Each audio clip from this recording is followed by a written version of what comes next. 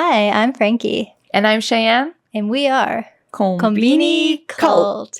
Welcome to episode 8. 8. Wow. Okay. So today's topic is going to be about work stories, working here in Japan. So, Yeah. How long have you worked in Japan, Frankie? Well, I've been here for 7 years. So 7 years. But for the past few years, I've been a freelancer. So not really working directly for anyone. I have a lot of clients, but yeah, I'm not working with the same people all the time. I'm not going into an office every day anymore. That's nice. Yeah. Yeah. How about you? So I came here on a work visa. So I've been working in Japan for 7 years as well, doing all kinds of different jobs, but I still go to an office and do typical desk work and things like that. So yeah, I think we both have similar and different experiences that I'm excited to talk about today. And we got a lot of good submissions about work stories too. They're not, some of them are like nightmare Yeah. bosses, that kind of stuff, but it's not all bad. We don't want to only share negative stuff, Yep. but those are the interesting stories. Yeah. So Yeah, that's true. We need the drama. yeah, we need the tea. But if we have more than one word of the day. We came up with a list of words that are relevant to the workplace. Yeah. So They're all kind of dark meaning. some of them. Some of them, yeah. Okay. Okay, what do we have? All right. First, we have baito. Short for arubaito, which is a Part-time job. yeah, Okay. Next. plain and simple. Yep. Next, we have zangyo. Which is overtime. Overtime. Overtime. And I'm sure that's a word you'll hear a lot Yeah. in Japan. So yeah, that was a big word we wanted to add. Next, we A have more sinister word. buraku kigyo. Yes, like a black company is a company that you don't want to work for because they don't treat their employees well. So it's like an exploitative company. Yes, Yeah. yes. So really long hours, lots of overtime, No none of vacation. like a lot of, I think, rare bonus pay. I don't know, things like that. Yeah, Yeah. probably. Yeah. Yeah, I know plenty of people who are working for buraku kigyo. All right. The next one. The next one is more simple everyday word, seishain, which is like a full-time employee. So if you are a seishain compared to like a contract worker, you would be able to get health insurance through your company and it's a more stable work position.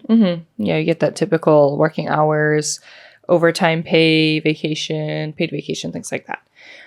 Next, we have powa hara. Which is power harassment. Yeah. So usually from, what is it, like upper, like bosses and things down to their subordinates. Yeah. Yep. So if you are in Japan and you hear like something hara, that hara is for harassment. And there, we can get into it next time, but there are so many different kinds of like harassment, like hara in Japan. Obviously, harassment is not a joke, but some of them like can be really, I don't know, interesting. Just to like back up what I mean. For example, there's like teku hara, which is technology harassment. What? Yeah. So for What does that example, mean? like let's say, you have a coworker that's like not super familiar with using, I don't know, Word or Office or Microsoft Office or different things like on the computer that have to do with like technology. And it's like you bullying them about not knowing how to use the technology. Oh, that's is mean. teku hara. But I guess Things all the like that. hara is mean. Yeah, I mean, all the hara is mean, but like in the Japanese language, there's just like a different pinpoint. I don't know. They really like categorize their hara a lot. So Whoa. yeah, there's also like patahara. So harassment about fathers who want to take paternity leave when their wife gives birth. Yeah. And matahara, so maternity harassment. So you taking too long of a time of your maternity leave, things like that. So there's a hara for everything is like what I was trying to say. Yeah. Okay. Yeah. It's not good. We can explore some of the hara on another episode. But for this one, I also put seku hara. Yeah. Because that's a common thing in the workplace, sexual harassment. Yeah. Yeah. So those are the words of the day. Yeah, so we might see some of these words come up in our stories today. Yeah. So But, as far as life updates go, before we get into it. We're recording on the same day as the previous episode. Just an outfit change for those who are watching on YouTube. Yeah, that's our secret. Yeah. We usually record 2 episodes in a day, so we just do an outfit change. Yeah, but if you notice, if my face, I can't really see from this angle, is really red, or at least my nose, or I just look like or she drained. Sounds defeated. Yeah, like it's because we just got done filming a very, very fun and exciting video for Frankie's personal channel. If you want to go check that out once it's all done. I don't know if it's a surprise or anything, so I won't. No. I don't know. You want to talk about it a little bit? Yeah. Plug your channel. So if you have ever seen the show Hot Ones on YouTube, where they do a lineup of 10 hot sauces, which start pretty mild and then get really spicy, and it's an interview show. So this guy is interviewing celebrities, singers, actors, whoever.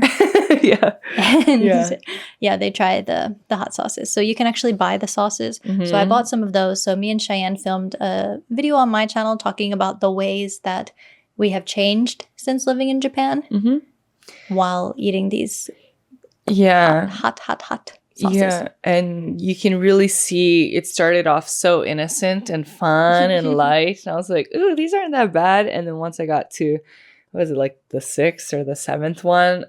The 6th one. It was pretty intense. So if you want to go see me cry, then you can go ahead and check that video out. And yeah, I just feel very like, I don't know, exhausted and lightheaded. It was a good experience. It was so fun. And I ate a lot of good pizza and stuff too. But I'm like...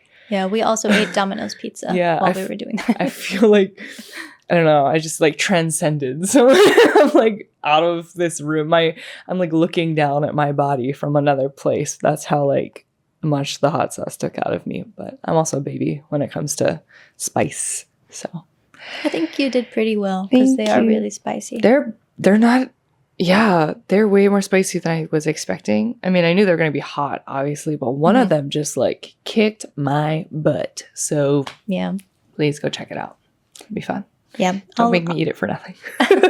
I'll link that video in the show notes and the description and all that. So yeah, let's get into some of these work stories. Okay. Do you have any personal stories, or do you want to wait and see if any of the listener stories remind you of something? Yeah, let's do that. I want to read through these and then just see, because I'm sure a lot of my experience might overlap with some of these stories, or maybe it will remind me of like a crazy time. So yeah, you want to wait, or you want to get one off your chest now? I'm going to get one off my chest now. Okay. So as you may know, I started off teaching English, and a lot of English schools in Japan, because I was working mostly at the preschool level. So there are legitimate international schools in Japan, but they're usually elementary, junior high school, and high school. Those are like the accredited international schools. But there's not really any regulation for calling your preschool an international school. Oh, I didn't know that. So anybody could say that, yes, I have an international preschool. And of course, they use that as a selling point. Yeah. But it's not really regulated, and it might not actually be like a good place of education. So at one of my jobs in Tokyo, I would describe this guy as a nightmare boss. He was like a middle-aged British alcoholic who hated children, but owned a preschool because it's a good money grab for parents who really want their kids to get a head start in their English education. But it didn't end there. So basically, like, we had a mix of American, Canadian, and there were a few Filipino teachers as well. So one thing that has always bothered me, not just at this school, but at a lot of schools in general, like the primarily Southeast Asian teachers, like Filipino, Malaysian, Indonesian, and other nationalities in Southeast Asia, they kind of get stuck in this role of like teaching assistant. Okay. Even though some of them have like credentials, the qualifications and stuff, to be head teachers. But some schools don't let them be like regular teachers because they're not native speakers. Even though most of them are way more qualified than I am to be a teacher. But at this particular, quote, international school, we were all doing the same exact job. Okay. But I found out later that the Filipino teachers were getting paid significantly less. No. And did they know that too? Or I think they already knew, but once we actually talked about the rates, it was a huge difference. No. It was like not half, but maybe, yeah, it was really significant. Oh, man. So, yeah, not only that, but at this school, we didn't get lunch breaks. We had to eat lunch with the kids, which happens at some schools. But if that's the case, they will give you a break in the afternoon. Okay. Like a legitimate break where you're not watching children. Yeah. But at this place, we didn't. There was no lunch break. We ate with the kids. Even in the afternoon, like some of them took naps. Some of them did like playtime in between the morning and afternoon. But we were always watching the kids, so there was no legitimate break. Ugh, No. The owner of the school was just a bad guy. Do you know? He would drink at the school when it was closed. There it is. So, there it is. Yeah, and he would cook in the kitchen too. So sometimes we would come in and open the school in the morning, and there'd be like empty bottles of alcohol, and like one time there were peanuts all over the floor, dishes in the sink. So like the children were not able to wash their hands because the sink was full of his dishes.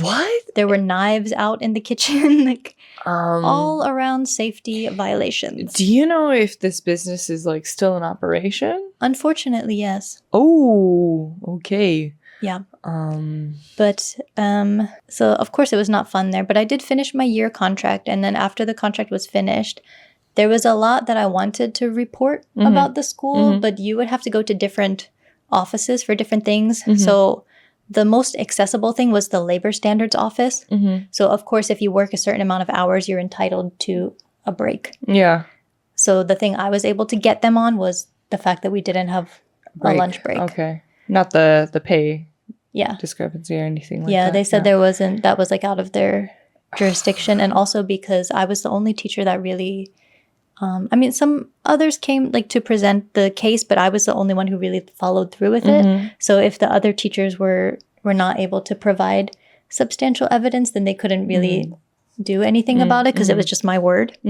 But there was proof about there not being a lunch break. So they did an investigation of the school. Okay. And I was already gone by this point. Yeah. But I was still in touch with some of the teachers who worked there. Okay. Yeah. So they said like, as soon as the boss like got wind that I had reported them, he told all the teachers like, if you are still in contact with Frankie, you'll be fired. What? Okay. So I felt like, ooh, girl boss, I'm so powerful. Okay, so here is our example of powa hara. Yes. You will be fired if you're still in touch with Frankie. Okay. And then, I mean, I understand, you know, people need jobs and everyone has their own circumstances. So maybe there were people who weren't in a position to quit then and there. But were there any people that were like, okay, no, F you, I'm quitting now because you're awful, or no? Did everyone kind of have to stick around? They all eventually quit, but yeah, they were a bit hesitant to leave immediately just because of like job security and that kind of stuff. Of course, that's understandable. It's scary, but oh man. And but I mean, I had the time, so I was like, yeah, I'll do it. I'll report them. I got time. I'll report you. Just like the one time, like being a Karen type is used for good. Used for good, yeah. Use your Karen for good. So after the investigation, they did start giving the teachers lunch breaks. Okay, good. So yeah, all my hard work paid off. Yeah. Not all heroes wear capes. Still a bad school. Hey, I can't believe they're still in operation, especially like, I mean, I know a lot of things were out of their control, but like that dishes thing, that alcohol thing wasn't enough. Like, I guess he probably cleaned it up for them to investigate. I don't know. That's insane. That is insane. Yeah. I have no words. Like, unfortunately, they are still in operation. That is wild. And you said this is in Tokyo? Yeah, this was in Tokyo. Okay. Yeah, that is a nightmare. Good example. Good story. I don't have anything like that. Yep. That is the worst boss I've ever had. Yeah. In the US or in Japan. I bet. One of the worst people. Well, that was a really strong start. So now we'll get into our listener submissions. Stories. Yeah. Okay. All right. All right, Shall we let's go. start? Let's get into it. Okay. Okay, so this person wrote, I hate nomikais, so drinking parties, with a passion. Now imagine being the only young woman in the office. They ask me stuff like, how many Japanese men have you dated until now? Horror! Cringe! Yeah, those are very inappropriate questions, and I think they can also fall into the category of seku hara, like we mentioned in the word of the day. Yeah, I have... Okay, so as we go through these, now I'm gonna like start to remember some things that have come up. This hasn't, thankfully, this kind of comment hasn't come from a fellow teacher that I worked with, but students. I mean, they were kids, but I've gotten asked at work, like, what's my cup size and like what are my measurements, and then from the adults a lot of it was like, do you have a boyfriend, like what do you think about Japanese guys and things like that. So yeah, they're very, I don't know, invasive questions. And so for this person to be the only woman in the office and then have to deal with stuff like that, she can't confide in anyone, and that really, really sucks. So I hope, I don't know, that was the only time that ever happened, or you don't have to be in that situation anymore if it's a previous job. I don't know, but yeah. Yeah, I have heard that, like, I imagine being like one of the few women in the office, you might get like hara at drinking parties. And I've heard that they even call some of the women like mochikairi. What? Like that's like how you would talk about food. Like food that you're going to take like home. To go. Yuck. Home. Yuck. Oh, that's yucky. Yep. Ew. Ew. Ew, David. Sorry. Okay. Moving on. Okay, on to another story. I worked 1 hour as a BDSM photo model and never had the shots. The photographer ghosted me. Ooh. Was he really a photographer? Was he just trying to get some sexy photos from you? Yeah, so... Did you get paid for it? Yeah, did you get paid for it? If you're listening, please let us know. Please message me privately and tell me if you got paid, at least. This also reminds me of, like, so in our previous episode, we talked about... dating stories and things like that. And sometimes there are guys on the street that want to hand you their business card and like, you're very beautiful. Like, I would love to have you be a model and stuff. I don't know what the case for this person was, but if it does happen, so just, be aware because things like this can happen. So that's really, really unfortunate. Yeah, man. I hope you got paid at least, but be careful out there. Okay. Next one. This next one is, I'm a native Spanish speaker who works at the Tourist Information Center at a major station. Sometimes Spaniards tell me my Spanish is really good, or they ask why I speak Spanish because they think I'm a Japanese person who learned the language. So I guess native Japanese people are not the only ones who say like Nihongo Jozu, like your whatever language is so good. You know what, like, okay, so this do we do that in English a lot? What, like, oh, your English is so good. To like people who aren't native English speakers? Yeah. Is that really a thing? I mean, because we've been teachers, so it's a little bit different. I feel like it's not a thing. Like, like people who say it probably exist, but I feel like especially now, and like the US, that is a country that's like just built off of immigrants and things like that. Like, you really never know someone's background and things like that. And so like for me, or like, for example, if someone like a white person would tell me like, wow, your English is so good, I'd be like, yeah, thanks, man. Like, I'm from here. You know what I mean? I think because people know you can be of any background and like be from the US still, like, I don't think we say it as much probably, but yeah, that is a big thing here. Yeah, for sure. This reminds me of a time where, foreigners in Japan, they always joke about that Nihongo Jozu and like your Japanese is so good. Yeah. But I think I've reached like the god level of that comment where I got Eigo Jozu'd.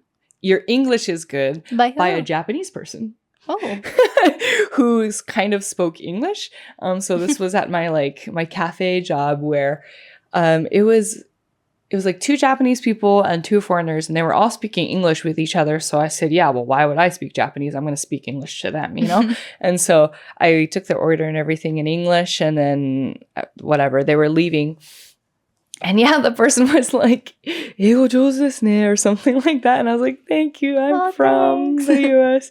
And so they were like, oh my God, I'm so sorry. You know?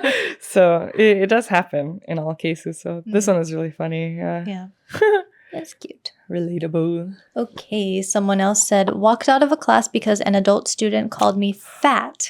Rude. They were working at an eikaiwa, so they had a lot of adult students. The topic was food, and he kept saying he loved drinking, and he said, well, you're Spanish, so you probably like wine. And I was like, yeah, I like it every now and then. And he was like, really? I thought you liked it a lot since you're so big. And I was like, what? And he said, yes, you're so big. Dekai yo. Okay. Dekai means huge. Huge. All right. So yeah, she walked out of the class, and luckily her manager backed her up. Okay, good. And she didn't have to teach that student again. Yeah, there's fat phobia in Japan is insane. I mean, it's really bad everywhere, but I feel like especially here. But yeah, that's I don't know. Like why? Also, I love how they doubled down. They were like, no, yeah, dekai yo. Dekai. Okay. Okay. Alrighty. Well, I'm glad your manager backed you up. But Yeah, I was very happy to hear that. All right. This next one says, falling asleep at your desk means you're working hard. True. In terms of like people thinking this way, not like the actual fact. Yeah. Have you ever been told that or heard that? I've heard that all the time, but I've never been in like a office situation where I've seen people sleeping at their desks. But I don't know. Does it really happen? Oh yeah, for sure. Especially like, during, I have experience working at a school, in a staff room, working with other teachers. And I also have experience working in like a government office. So with public servants. And yeah, during all the lunch breaks, people would just put their heads down at their desk, or maybe during the working hours? During the working hours, no, but let's say they're working overtime. So then they do like, they kind of like do a little break and then they go back to work. And so, yeah, I feel like people really interpret it here as like the more tired you are, the harder you're working. And also, I realize like, otsukare-sama desu. So we don't have that word in English so much. So here, like, tsukareru or tsukare is like to be tired. But in the workplace, when people tell it to you, it's like a greeting essentially, but it kind of means like, hey, good job, good work today, things like that. But I've had some Japanese people try to translate that to me and tell it to me in English when I was working in school. And so they said, you look so tired. And for them, that was like, you're like really working hard, like good job, But like if you're told that in English, it's very like, oh my gosh, my eye bags are showing. You're like, well, I'm not wearing makeup, but okay, like so. Yeah, that idea of sleeping means you're working hard definitely exists here. I've seen it. Yeah, but funny. Okay, moving on. When I first moved here, I taught English for Sakai City in Osaka. Ooh. I saw a boy walking on the roof of the school. Not the kind of roof with a fence or guardrail, and didn't know what to do. Thankfully, a teacher happened to walk by me, and I said, "Asoko mite, dou suru?" Look over there, what should we do? The teacher proceeded to the window, opened it, and told the boy, "Kiotsukete ne." Be careful. Okay. Coming from England, which is full of health and safety rules, especially when working with children, I was shocked. But I also kind of love the freedom within all the rules and structure here. And he was fine. That's so funny. But how high was the roof? How high was the roof? And also, why is he on the roof? Yeah. Like, is he a cat what was he or actually something? doing there? Like, I don't know. Maybe he was like retrieving a ball or something that got stuck like on the roof. I don't know. Or frisbee, maybe. Yeah. I don't know. If you're just looking out the window and see a kid walking on the roof, oh my God. I know. I totally agree. So at least in America, things about like, kids' safety is so strict. In my school at one point, we weren't allowed to like bring scissors in our pencil case or like have scissors and stuff. We had to use back home? Back home.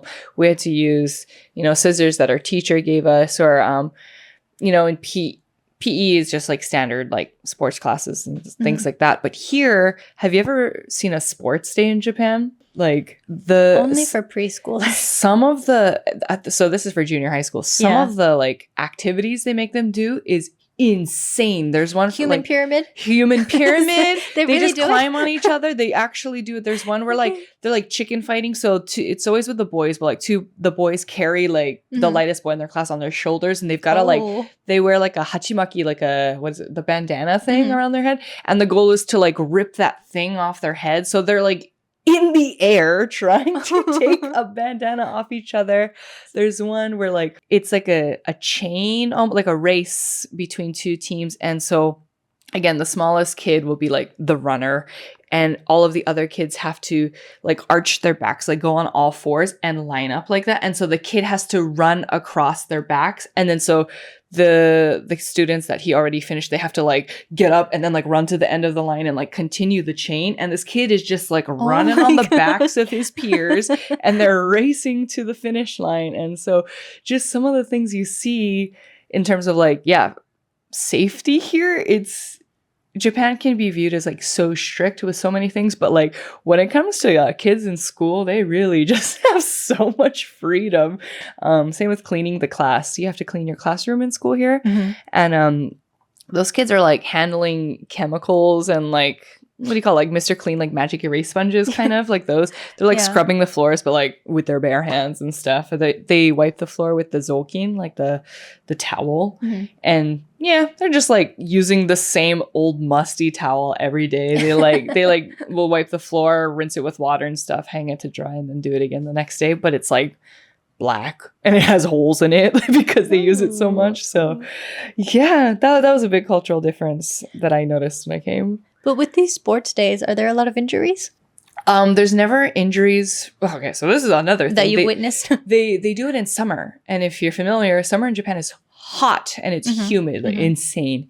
And so I've never personally witnessed any injuries from them doing the like what do you call it, the activities or whatever. Yeah. But a lot of kids pass out because of heat stroke, and like that's a big safety concern here. And they do tell them like drink water, like be careful and stuff, but also they're out there practicing for the sports day too. They have to like do it before the actual event. So I've just seen kids faint on the field like multiple times. So that's the only like injury, I guess, I've witnessed. Okay. Yeah, a big one.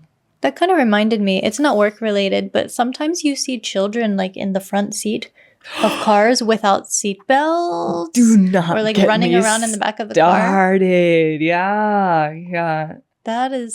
That you won't see that in the States. Blows my mind. I feel like even if you are doing that in the States, like someone is gonna either call the cops on you or a cop will see you and pull you over immediately. Yep.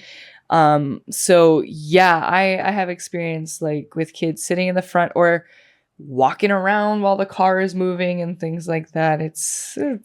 It's not like accidents never happen here. So personally, that blows my mind. You're sitting down with a seatbelt. All right. Moving on. All right. This whole one is the same story. Yep. Oh, me. Okay, sure. You got it. So I have only ridiculous stories. So I worked in a black kigyo, so like we said, the exploitative company, preschool in Osaka, and all Japanese staff was overworked. I remember in 1 year, at least 10 people left, but they couldn't hire the same amount of people. Every party like bonenkai, so end of the year party, welcome party, we had to pay ourselves. We had to buy our own uniform with a company logo. During the events, they were deciding the color and theme, so you kind of need all the shirt colors. Okay. They also said I won't buy it, so they had to lend it to me all the time. At least they lent it. That's nice. You stood your ground. We were told to have a new Halloween costume every year. Of course, we had to pay for it. My boss once told me I can't use my phone during work, like have it in my pocket to check the time even. But one time she was calling me and I wasn't answering because of what she said before. Then she called the line phone and was mad I didn't answer my phone. I was playing with her because she was a really bad boss. Okay, yeah. I hope you don't work there anymore. Why is it always preschools that have like weirdo bosses? Preschools have, At least the ones I've worked at and the one that this person worked at too. Not great. Yeah, making you like, I don't know. I have worked at schools where they needed you to wear like the company polo or something, but they didn't make us pay for it. Yeah, they wouldn't make you pay for it. Or like, I understand if it was like, okay, this is a cultural lesson about Halloween, so we have all these like costumes here, just like wear one for the lesson or something. Not like you must wear a costume, so you pay must for it. Go out and buy a costume for the Halloween party. And same with the polos. The drinking one, like paying for the drinking party. I mean, when I worked in a school, we also just had to pay for that drinking party because that was like an outside of work thing. But yeah, other than that, that's wild. Yeah, the phone thing too. Like, the phone thing is funny. I'm really proud of you for doing that. Don't have your phone, so why is she calling you? Yeah. What? All right, the next one is pretty long. Okay, it is about this person's last job in IT. In Japan, the company can't really fire an employee.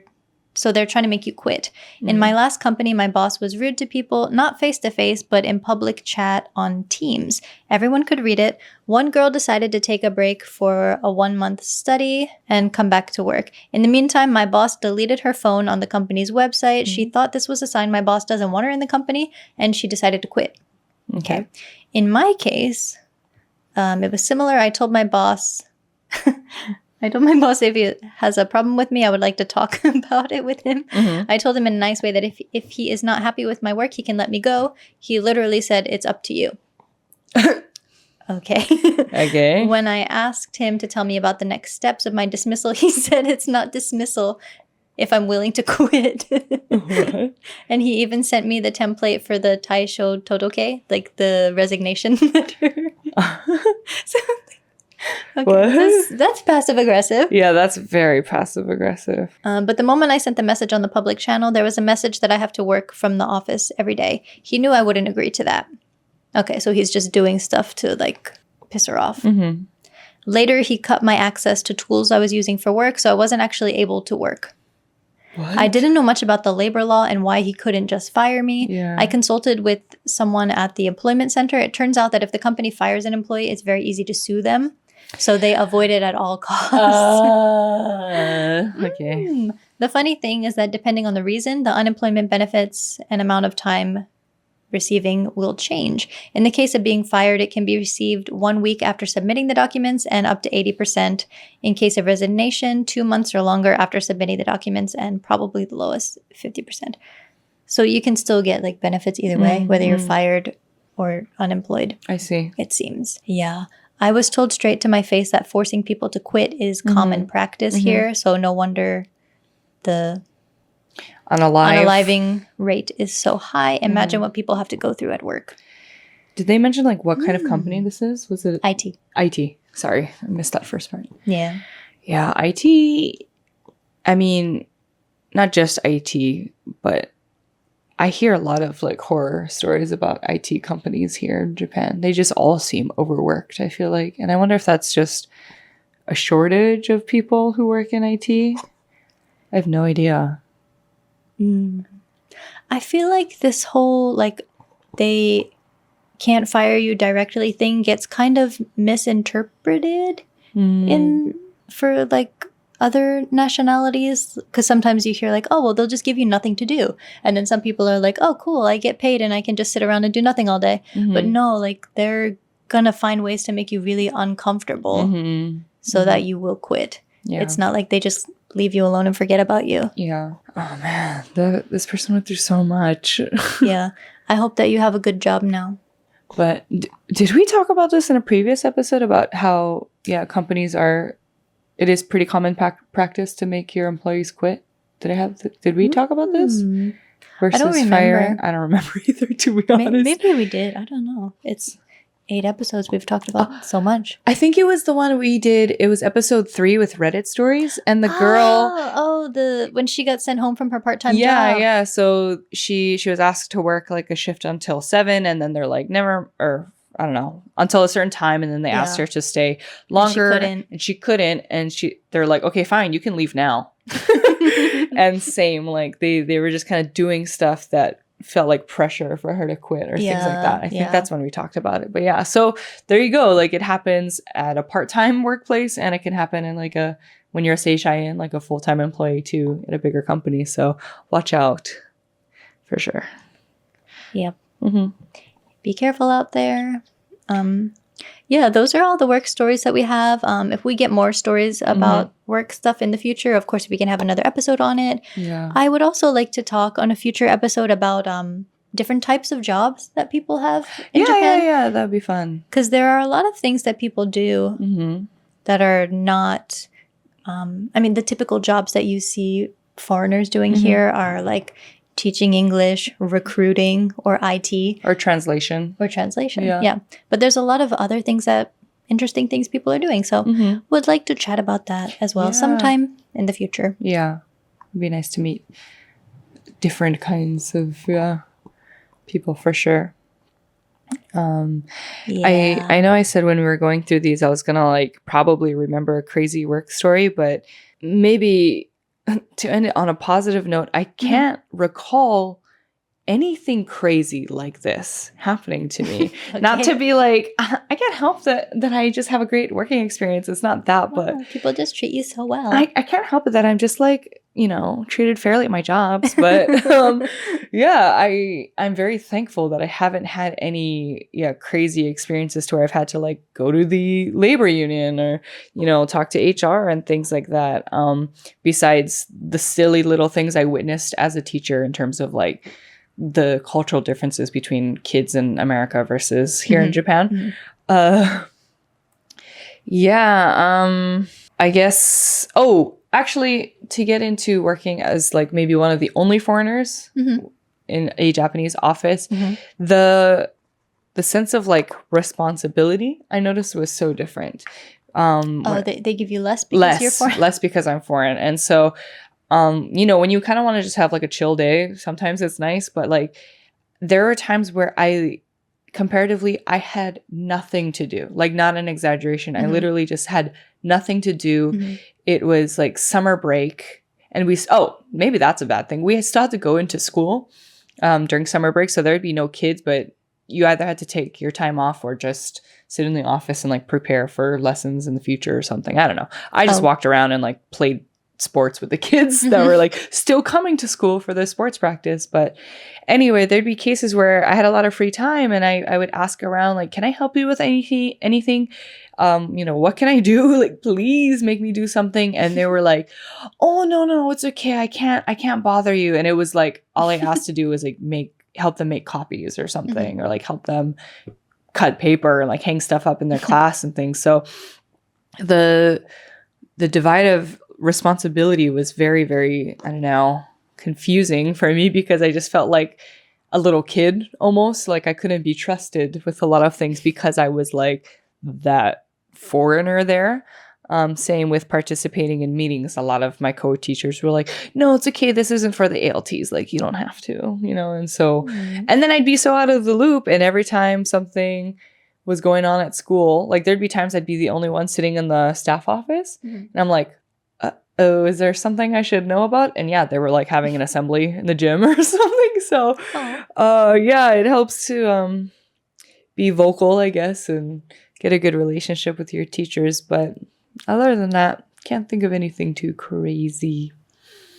But, well, I want to leave on a positive note as well. Okay. So even though I did not enjoy teaching English and most of my bosses were not great, like I always loved the kids that I was working with. Yeah. I had the pleasure of working with kids who were in the 1 to 3 year old range. So like, it's so cute. Like I never had a problem connecting with the kids. Like, yeah, they were never the issue. It was always management, unfortunately. I see. But yeah. I liked hanging out with them. Kids are great. They really make it all worth it almost. Like your students, no matter how hard your day is, when you see your students like improve or just smile kind of, especially because of something you did for them, like your lesson, it's really, really rewarding for sure. Yeah.